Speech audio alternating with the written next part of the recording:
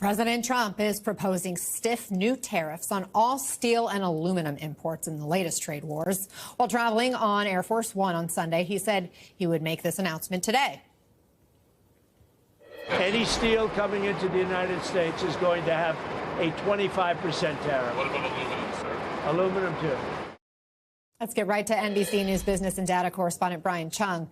So, Brian, is this official now? What more do we know? No, I mean, we still need to get more details on this. Again, what you just heard from the president was a conversation that happened yesterday suggesting that these tariffs would be in place today, but we still haven't seen any sort of official text on any sort of declaration. But I want to point out that these types of tariffs will be most impactful on the two countries which we thought we avoided a tariff war with just a few weeks ago, which was Mexico and Canada, which, again, now March 1st is kind of the new deadline for trying to get something done. But when it comes to steel tariffs, these are the two major countries that import into the United States. When you talk about Canada accounting for about 23% of all steel imports into the U.S., and then Mexico is the second next biggest importer at 11%. So these nations account for an enormous amount of steel in the United States, and aluminum can't be forgotten as part of this conversation as well. Yes, it is indeed the case that from a consumer level, maybe steel beams aren't something that we buy on a daily basis, but aluminum is in a lot of consumer packaging. Think about your soda cans, which, of course, are made of aluminum, in which case a higher aluminum cost to bring it into the United States could get passed on to the consumer as well.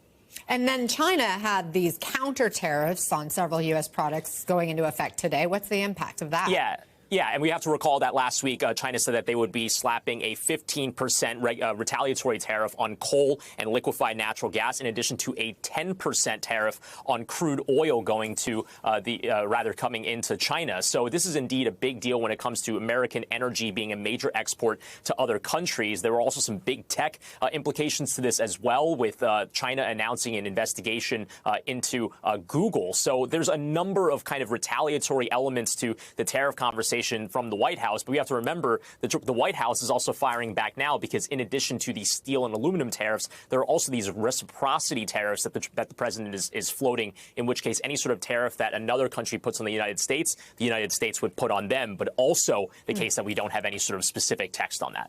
It's always about the details. Brian, President Trump also saying he's now directed the Treasury Department to stop minting new pennies, citing the cost. How much would this really save? Yeah, and this is a really interesting one, because I have to point out that this could be a bipartisan thing. In fact, the last time that we heard of a president mulling over the concept of perhaps eliminating the penny, it was during the Obama administration. So this is not necessarily a Republican versus Democrat thing. And when it comes to the U.S. Mint, which makes the pennies, they themselves report that it costs them about 3 cents, a little over 3 cents, to make a penny. So it costs the government more money to make the penny than the actual value of the penny itself. That's one reason why we've heard these calls to eliminate the penny. How you actually do that, unclear. The president just said on Truth Social he wanted to do this. Would this require an act of Congress? There's kind of some legal questions here. But again, maybe it seems like the president is intent this time around on eliminating the penny, because it costs a pretty penny. We appreciate your 2 cents, Brian Chung. Thank you, my friend.